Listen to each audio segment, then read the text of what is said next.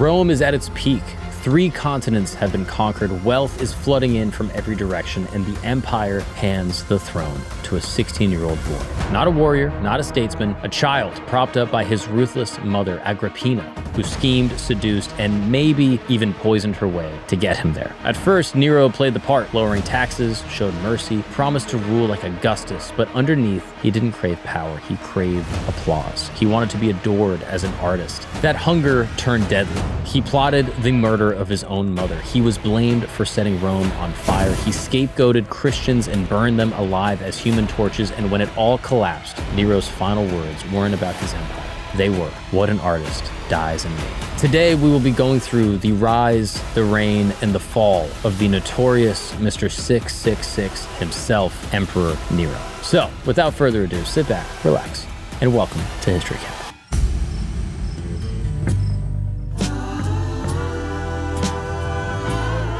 What's up, people, and welcome back to History Camp. My name is Mark Gagnon, and thank you for joining me in this beautiful tent. Every single week, I sit in this very place, and we explore the most interesting, fascinating, controversial stories from all history, throughout all time, forever. Yes, I'm trying to uncover all the secret teachings of all the most noble and ignoble. Is ignoble a word? The most ignoble men, the baddest dudes in all of history. We do deep dives, and we go through all the stories, even the dark stuff, even the cryptic occult stuff. Yes, that's what you'll find in this very place. And as always, I'm not alone. Someone's got to figure out how to work these cameras. I have my friend Christos Papadakos. What's up? I didn't even ask you something, Christos. See, you jump in, you cut me off, and you interrupt me every single episode. I've had enough, and the people commenting on this great program are pissed off, all right? So, I'm sorry about that, guys. You didn't have to see that. We don't have time to be jibber-jabbering, all right? Put a lid on it. I mean, literally, your bald head is scaring me. We're going to be talking about Nero. See, doing these kinds of topics just make me into a tyrant. I become a bad guy when I've researched these terrible people in history. And Nero is no different. You've probably seen our episode we did on Caligula. He shocked Rome by being unpredictable and crazy. And Nero would set it ablaze, literally. Just a boy raised on ambition, manipulation, and he would become one of history's most controversial dudes ever. Yes, this is the rise and unraveling of Nero. He's only 16, and he's suddenly put on the throne of the world's greatest empire. Not because he was supposed to or because he earned it, but because his mom schemed. And some say, allegedly, I don't want the estate of Agrippina to sue me, even murdered to get him there. Rome's at its peak. You got continents bowing down, just wealth pumping in, and Nero is at the helm. And for a brief time, it seemed like Nero was doing a good job, right? He was generous, and he was nice, and, he promised a lot to the people of Rome, but beneath this promise was a flaw. He didn't want legacy or power. He didn't even really want the throne, some would say, but he wanted something that few emperors have ever craved so deeply: authentic applause. Yeah, Nero was probably a stand-up comedian. Really, that's what he was supposed to be, and instead he just became the emperor of the greatest empire ever seen on the planet Earth. And in 14 years, this young ruler became one of history's most infamous people ever, right? The same hands that once, hesitated over a death warrant would later plot the perfect method to kill his own mom. What went wrong? How does this happen to a guy? How does someone go from being too gentle to, kill someone to try to killing his own mom? Well, if you want to understand Nero, we got to go all the way back to his mama, Agrippina the Younger. And she wasn't just ambitious. She was one of the all-time master manipulators to ever live, who literally played politics like it was chess, the Kris Jenner of her day. Allegedly. I don't want to get sued, okay? December 15th, 37 AD, a child is born in a little coastal town known as Antium. Ancient writers, obsessed with omens, recorded that sunlight torched the baby before he even drew his first breath. Suetonius tells us that various predictions followed his birth, which were basically prophetic of the turbulent life that was going to come for young Nero. And those predictions would prove, in hindsight, to be extremely accurate. He wasn't named Nero yet. I mean, that's a name you got to earn. He was born Lucius Domitius Ahenbarbius, and violence seemed woven into his very bloodline. His father was notorious for being cruel, and his mother, Agrippina the Younger, sister to the Emperor Caligula, was no ordinary Roman family, right?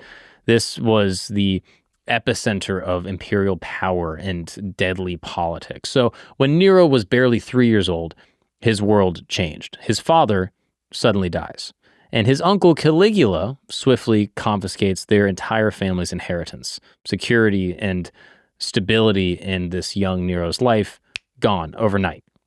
Agrippina was exiled for her political maneuvering, and the young Nero was placed under the watchful eye of his grandmother, basically living in like a quasi house arrest timeout thing. Suetonius, one of the historians of the day, tells us that his tutors during this period were a dancer and a barber, revealing just how desperate their circumstances were. The future emperor of Rome spent his formative years watching how quickly everything could just get taken away from him. But here's the thing about Agrippina. She was not finished, not even close. When Claudius became emperor in 41 AD, Agrippina saw her chance. Claudius basically recalled her from exile and restored Nero's inheritance. Then, in 49 AD, she pulled off a masterful play, marriage to Claudius himself. And what followed was maybe the most brilliant thing she ever did. In 50 AD, she convinced Claudius to adopt this 13-year-old boy, Nero. And just like that, the boy went from the child of, like a widow learning from a dancer and a barber to literally being the imperial heir. And more crucially, this positioned him ahead of Claudius's biological son, Britannicus, in the succession line. From this exile to future emperor in just a few years, Nero learned some lessons about power. He saw just how rapidly fortune could reverse and how little security anyone actually had. I mean, he literally took the succession line from the guy's actual kid. So he saw I just screwed this guy over. If I screw people over, I can get ahead in life. But Agrippina still wasn't satisfied with this.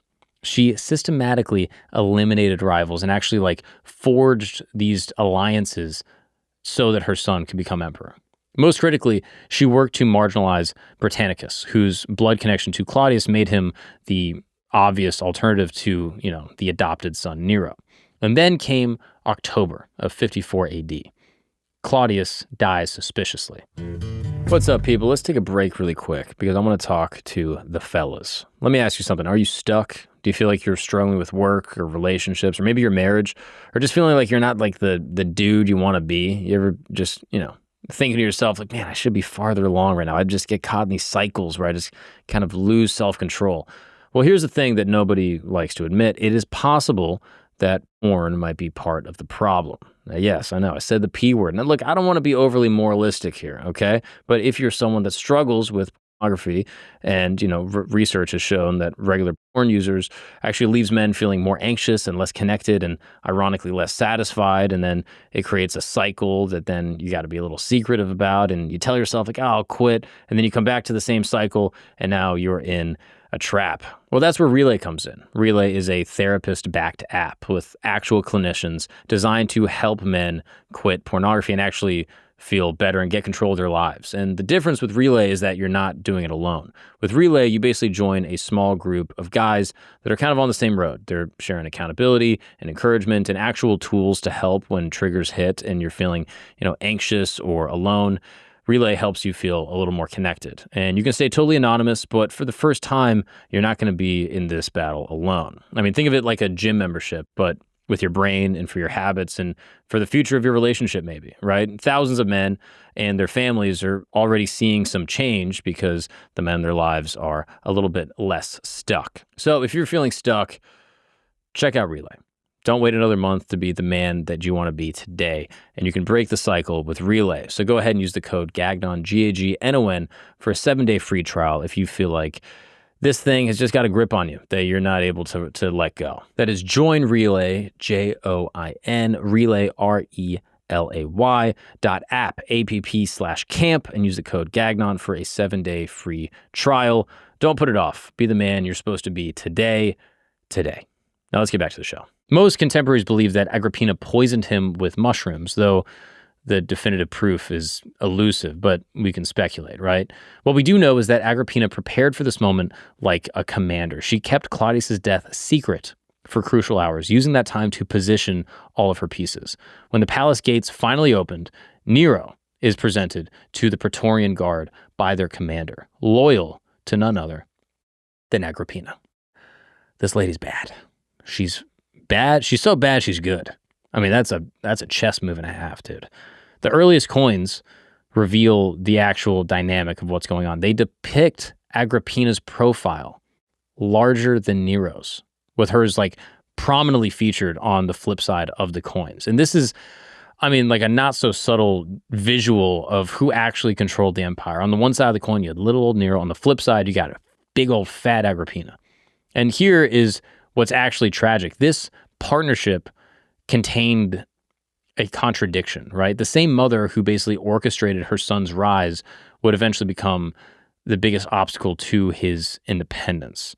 And when that confrontation actually came, Nero would demonstrate that he learned too many lessons about how power actually works. But we'll get to that later. Here's what might surprise you about Nero. For the first 5 years, people really liked him. He was actually a really effective emperor. He was popular amongst the people, and his administration actually was really stable. From 54 to 59 AD, Nero's government was guided by kind of like a board, you could say. It was his mother, Agrippina, the philosopher Seneca, if you've ever read Stoicism, he's like one of the fathers of Stoicism, and the Praetorian commander, Burrus. This period became renowned for its governance and its legitimate sort of political accomplishments. And the young emperor's initial policies demonstrated a lot of political savvy, right? He provided Claudius with a magnificent funeral, and he proclaimed he would, quote, rule according to Augustus's principles, invoking Rome's most revered emperor at the time. So everyone heard this and they were like, great, this guy sounds awesome. He likes Augustus, we like Augustus, everything's gonna be good. Nero implemented reforms that actually addressed the actual problems of the day. Basically, people under the prior emperors, if you would snitch on someone or sell them out, you could get paid heavily. And so you kind of created like a Gestapo's type state. And he stopped that completely. And then he started distributing like cash to citizens and provided annual salaries for the actual senators that were working within the government. And perhaps, maybe most notably, his administration displayed just amazing restraint regarding imperial violence. So when young Nero had to authorize his first execution, Suetonius, the historian of the time, recorded him saying, quote, how I wish I had never learned to write. And now whether this was an actual like sort of human response or like a shrewd political calculation, we don't know. But what we do know is that it resonated with people that, you know, at the time were very weary of, you know, this imperial brutality that they'd become so accustomed to. The government brought a ton of, you know, changes to Roman life. So capital punishments restricted, taxes are just reduced in general. Slaves are granted new protections against like masters that would, you know, beat them and abuse them. There were, you know, far fewer secret trials, and the treason law, which had claimed many senators actually under Claudius, basically were just, you know, thrown out. And during this period, Nero really showed an interest in culture. So he established like poetry contests, like legit, like slam poetry was back, dude, and the theater was popping, and you know we didn't have to see people killing each other, and you know these gladiator games that people got accustomed to. He was like, let's go to the theater, let's watch a play. He personally recited his poetry in public and actually offered audiences like access to like imperial entertainment, which at this point in Roman history was very rare. So as a result, everyone's feeling happy, the economy goes crazy. So the provinces were peaceful, the treasury starts getting an insane amount of wealth, and for like a little period of time, Rome seemed to have actually like achieved the ideal balance between, you know, the government and the authority, but then also like actual responsible civic benefit to the people, right? So like you have a strong government but low taxes, everyone's happy. Now, here's the thing about having a great support system is that it only works if you want to be supported, if you actually listen to the people that are guiding you. And Nero, as he's getting into his 20s, starts to get tired of all the guidance. The very success of the arrangement created the conditions for its own destruction. So as Nero got more confident and things were going better in the empire, his advisors seemed unnecessary to him, and the stage was set for a confrontation that would basically change everything. In 59 AD, everything changes. Agrippina the Younger, the mother of Nero, the woman that put him in power in the first place, is murdered. And this is when everything goes off the rails. And it wasn't some impulsive explosion of rage or an argument that went sideways. It was the culmination of a power struggle that had intensified as Nero increasingly resented his mom and her attempts to basically control the empire as well as his personal life. So according to Tacitus, the situation had reached this moment where basically Tacitus tells us that, quote, Nero began to avoid private meetings with his mother and eventually decided to kill her, debating only whether by poison, the dagger, or some other form of violence. Think about that. This isn't just like a heat of the moment, like, oh, I hate you, mom. Like, he didn't just go white boy and like punch a wall. No. Nero literally sat down and he thought about the best way to get rid of his own mother, right? And he had options. He had people that would do it. He thought about them. He planned all of it meticulously. This is premeditated murder. Now, sources tell us that they initially considered poison, but rejected it because Agrippina had grown watchful for foul play and, had antidotes just basically set up as a precaution, which I think also kind of lends itself to the idea that maybe she murdered Claudius. Because if she's like, oh man, they might poison me, it's like, well, why are you even thinking about poison? Basically, the ultimate solution here came from Anicetus, a freed man who'd been Nero's childhood tutor. And his proposal was simple. Construct a vessel designed to collapse at sea and make her death basically just seem like an accident. And the execution was just insanely incompetent despite the, lethal outcome. Nero basically invited his mom to celebrate the Festival of Minerva at his villa. And he used this public celebration to kind of mask what he was actually trying to do. But when the boat that was supposed to collapse, they actually built a mechanism that would make the boat sink. The mechanism failed, and Agrippina survived just by swimming ashore. And then the emperor was forced to abandon this whole story of the accident. He basically then dispatched assassins to complete what this boat contraption ultimately failed to do.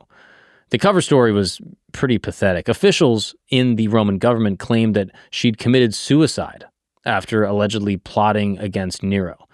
And no one really believed it, but the fear of, the political fallout basically stopped anyone from speaking out. So when the murder attempt didn't go well, they said it was a suicide. Sounds like Epstein to me. I don't know. I don't want to put conspiracies into it, but you can see where this is going, right?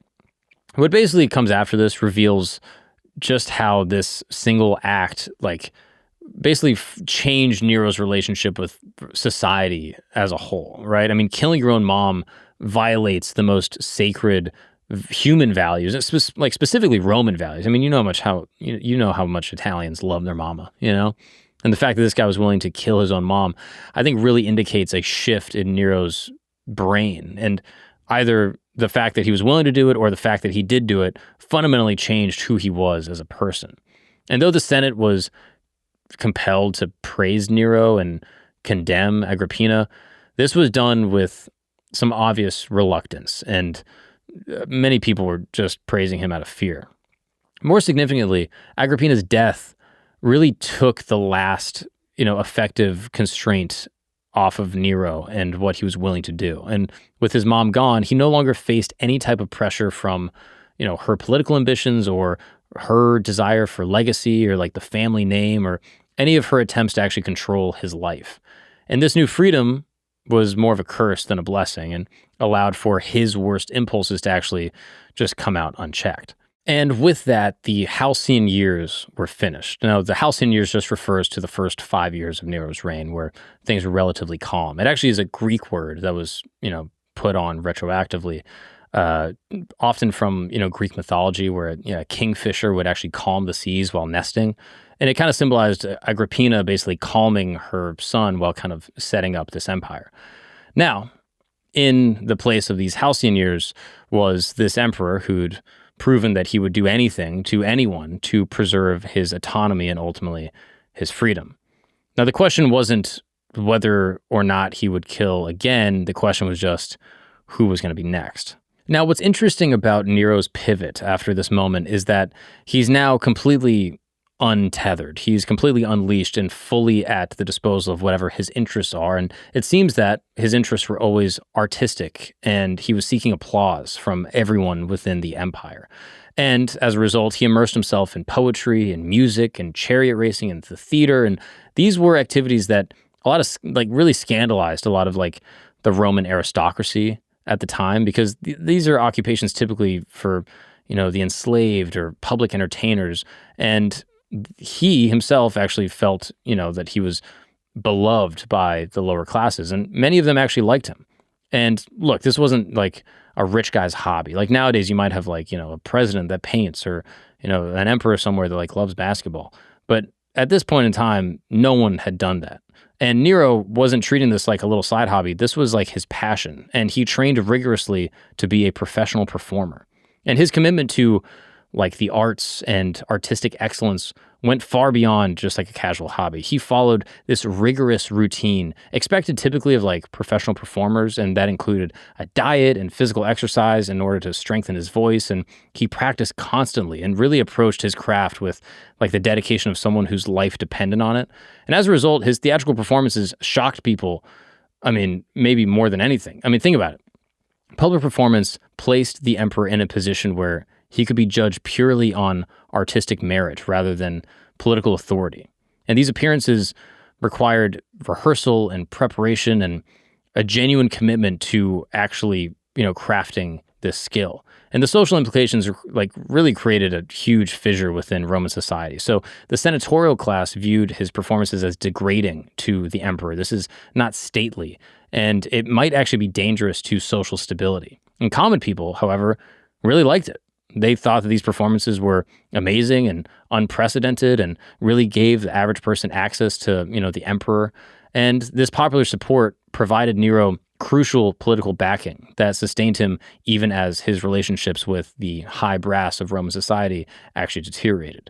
And what's interesting is that the immediate gratification of the applause from the audience offered some relief to Nero from the constant political pressure. Artistic achievement provided this accomplishment that kind of separated him from the inherited position that he was put into. And maybe for the first time in his life, Nero was being valued for something that he'd actually done rather than just a thing that was given to him. But as a result, there's a dangerous dynamic that is kind of coming out. The emperor's increased reliance on these performances and, the validation of the people now was a source of identity that ultimately contributed to his political downfall. This became an obsession with the creative that really diverted his attention from actual governance and the things that made his administration so popular.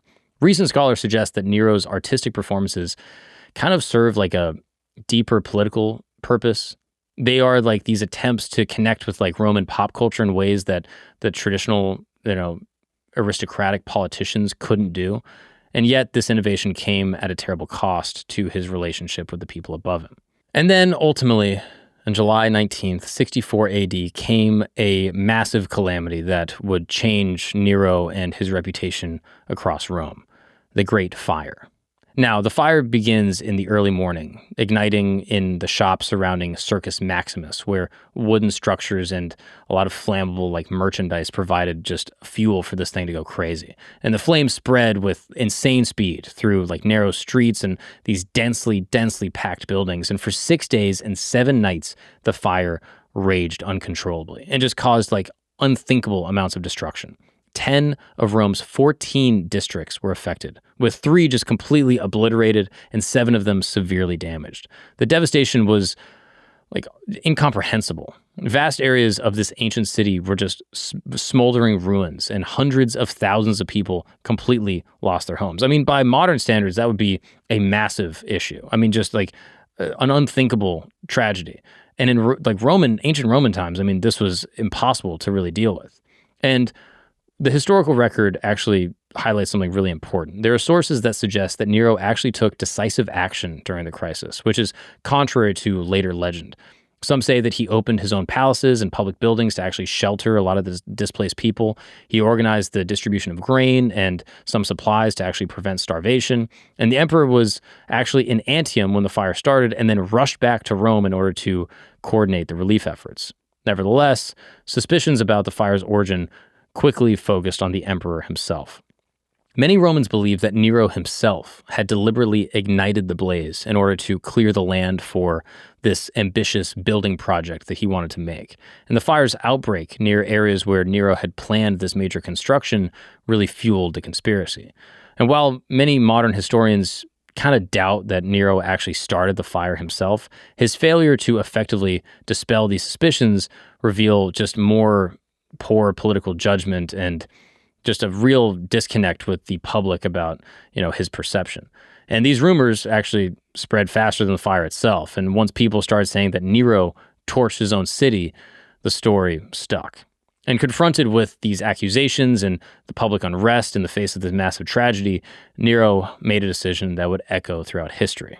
He decided to blame a group. And that group was the Christians. The emperor's choice to basically blame the Christians for this disaster represents one of history's most consequential examples of deflecting blame onto an innocent minority class. As Tacitus puts it, Nero targeted this class hated for their abominations as, convenient culprits that could basically absorb the popular anger. The Christians at the time were generally persecuted, and so he was able hey, these guys did it. And people took to it pretty quickly. And this is where things get pretty messed up.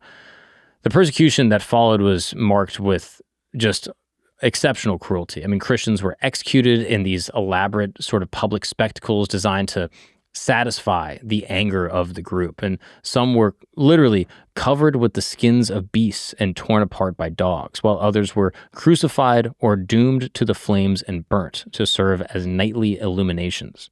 That's an actual quote from historical sources.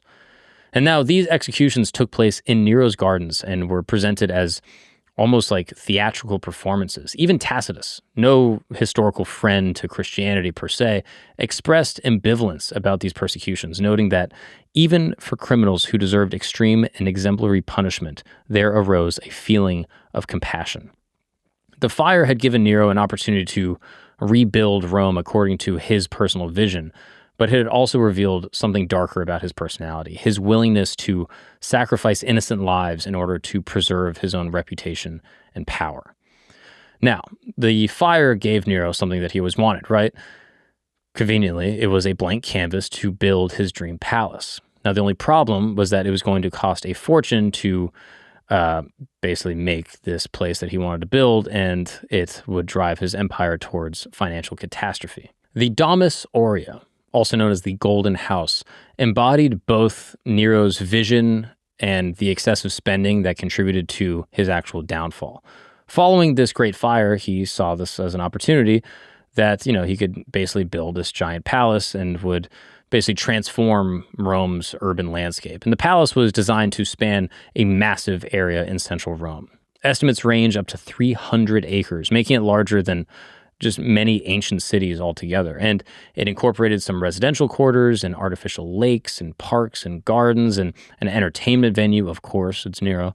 And it, would basically have been visible from across the city. Now, archaeological investigation have revealed sophisticated engineering that seems almost impossible for the time. I mean, there was a rotating dining room ceiling that mimicked the stars, elaborate frescoes that almost made an immersive, artistic environment.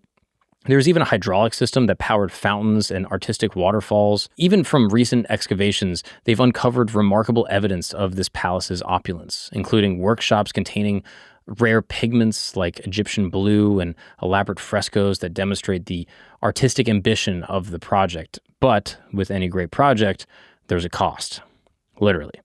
And in this case, it was staggering. The project required confiscating vast amounts of private property in central Rome, and it displaced numerous citizens and businesses, people who had whole shops and houses prior to the fire just gone completely.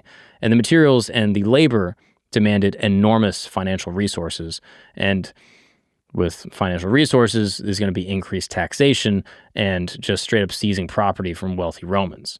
Now, the symbolic implications of this were maybe even more damaging than the actual financial cost, right? The sheer size of this palace, occupying the prime urban real estate that, could have served a public purpose or been returned to the victims of the fire, really symbolized Nero's priorities, that he wanted personal luxury over any type of civic duty.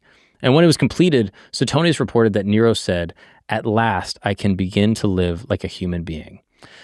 Now, this is a statement that showed just how disconnected he had become from the average Roman citizen. So the emperor, who once reduced taxes, was now bleeding the empire dry basically to fund his own personal architectural fantasy.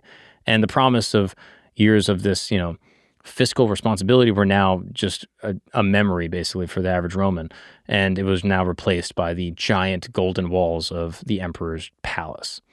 Now, all that spending exposed a crack that had been growing within the empire. He was beloved by many regular people, but also hated by the rich and the powerful. And this divide would just further descend him into his ultimate fate. His relationship with the Senate stood in sharp contrast to, the popularity amongst the regular folk, right? His policies increasingly alienated the Senate through measures that really challenged what it meant to be an aristocrat. His generous distributions early on to the people required funding through taxation and property seizures that actually hit the wealthiest Romans the hardest. And not to mention the Senate's forced participation in praising Nero and condemning Agrippina following her murder just further damaged the relationship that Nero actually had with the Senate. And so as a result, Nero was creating a lot of enemies high up within Roman politics, but at the same time, he's doing all these performances, like basically right up until the fire, and then even a little after the fire, he's, generous cash to the people, and, he's remembering people by first name, just ordinary citizens, and Tacitus actually noted that the emperor's willingness to greet all people showed this accessibility that no one had really ever seen from a ruler in history before. And this democratic approach really also, pissed off a lot of the high-ranking Romans. Now, this disparity between the population that liked you because of all the stuff you did for them and the Senate and the people high up within Roman society hating you created a dangerous cycle. Basically, he was dependent on mass support that, he got from, these extravagant gestures in order to stay popular. And so with these gestures comes a high cost, right? You have to do constant entertainment and these distributions to the people, and all of this just causes more and more, pressure from the wealthy people to the common people, which once again alienated the senatorial class. And ultimately, this disparity created like three different Romes. You had the senatorial elite that hated Nero for, not really doing what an emperor is supposed to do. And then you had a group of Romans that were terrified by Nero and his cruelty and, this great fire that put a huge strain on the empire. And then you had a small portion that actually liked him for all the reasons we mentioned, right? He was accessible. He seemed like a regular guy. And as a result, this balancing act would eventually lead to his downfall. By 68 AD, Nero and his government was falling apart. Right? You can't keep on spending money that you don't have while making enemies of basically everyone that matters. And the financial strain of the building projects combined with, the alienation from the governing class created a condition for rebellion. The first serious challenge came when Gaius Julius Vindex, the governor of Gaia Lugdunensis, declared a rebellion against Nero and his rule, basically saying that the emperor's excessive taxation and artistic obsession made him unfit to rule.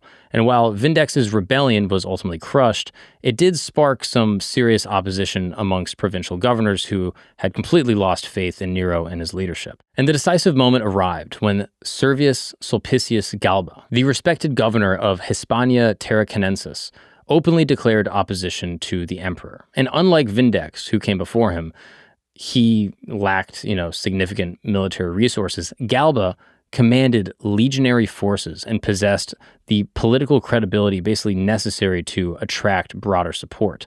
And the collapse of support accelerated once it became clear that Nero could no longer rely on Praetorian Guard loyalty.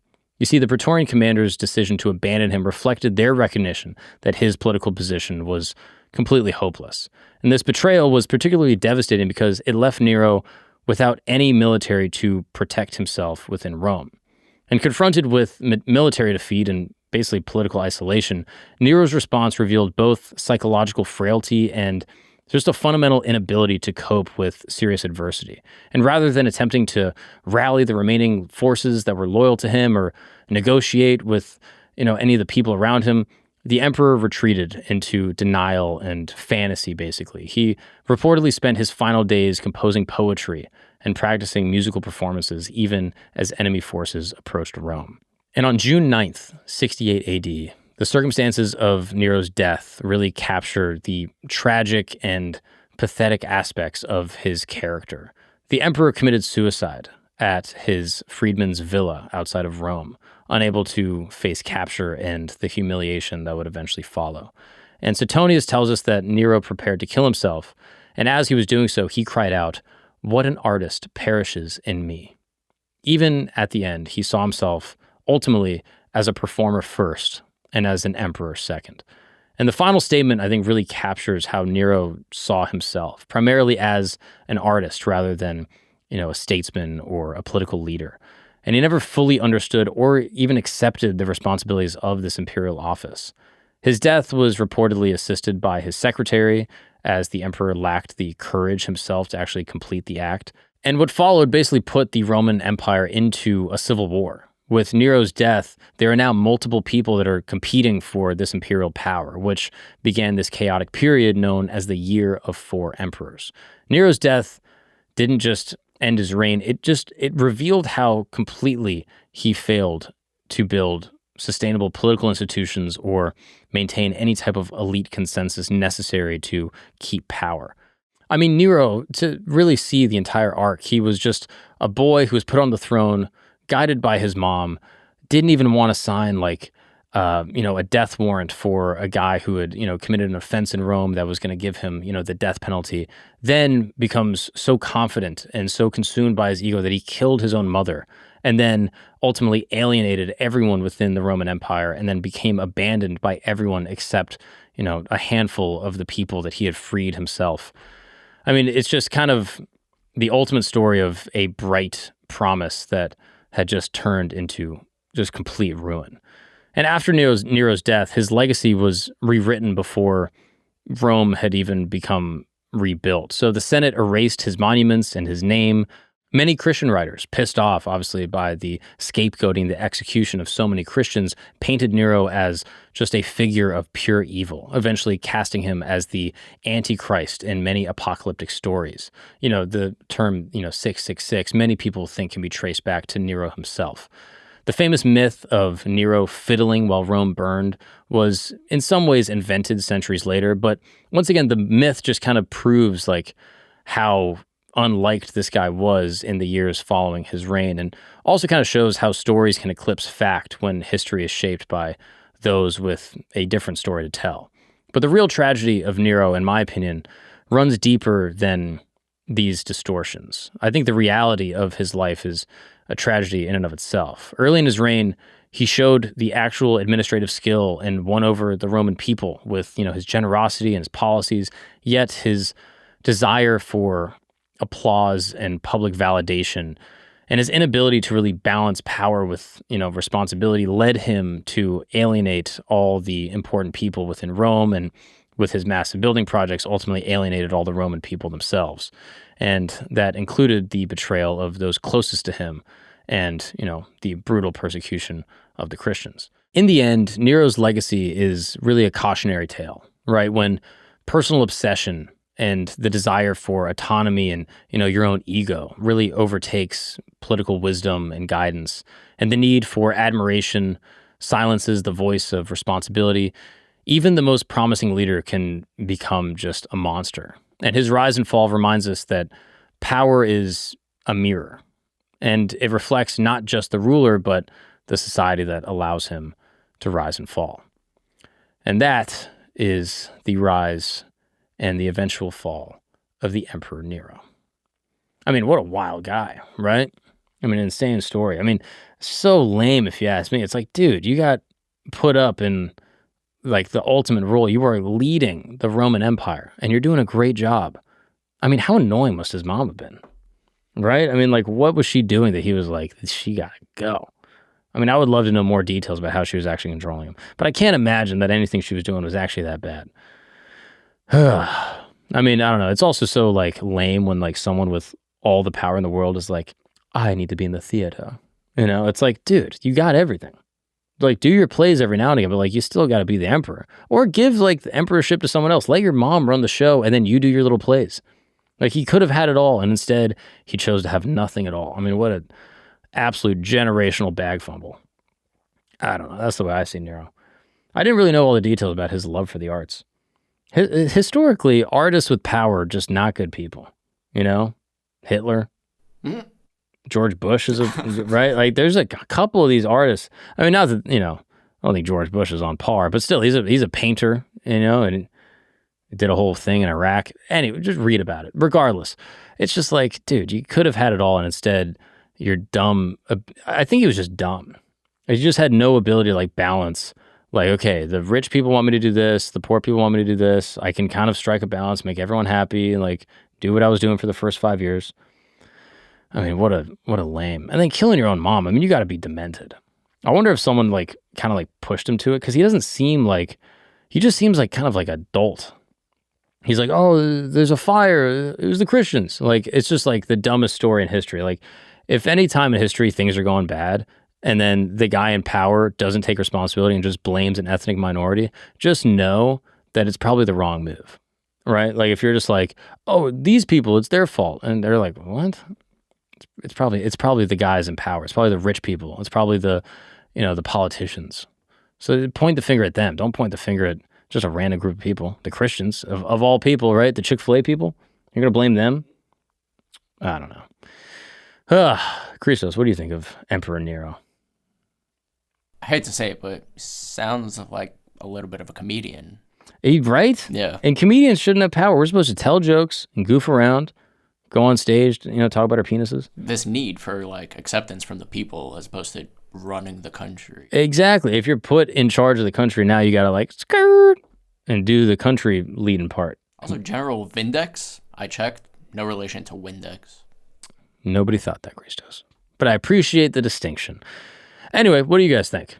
Did you learn anything about Emperor Nero? If you did, drop a comment. If I missed anything, if you're a historian or maybe you're an ancient Roman watching this program, tell me if I missed anything. Please drop a comment below. I read all of them, and the top comments on here and Spotify will get free merch. Yes. historycamp.com. You check out all the merch there. And you can also see me on the road, markagnonlive.com. I'll be doing stand-up comedy. Yes. I need applause. I need the people to validate me. But fortunately for you, I'm not a politician, so it should be a good show, and I don't think any Christians will be burned at the stake. Anyway, thank you guys so much for tuning in to another episode of History Camp. We do these every week, so please hit that subscribe button. It really helps out the channel, and I will see you guys in the future to talk about the past. Peace. If you've made it to the end of this episode, that's because you rock with us, and for that, we rock with you. You are sophisticated, you enjoy honest, true communication, a highbrow type of person that understands this. History is not just dates and names, it is a tapestry of human triumph and tragedy. From the day Nostradamus made his first prophecy to the morning Paul Revere took his midnight ride, from ancient oracles to modern revolutionaries. That is why I need you. If you have not already, please sign up for Today in History, our free newsletter. Today in History brings you the stories that matter, the moments that changed everything, and the secrets hidden in time. Join thousands of history enthusiasts who get their daily journey through time. Don't let another day of history pass you by. Take the conversation to your inbox. Sign up now through the QR code or link in the description. Today in History, because history's stories shape tomorrow's world. Thank you for watching the episode. We'll see you next time.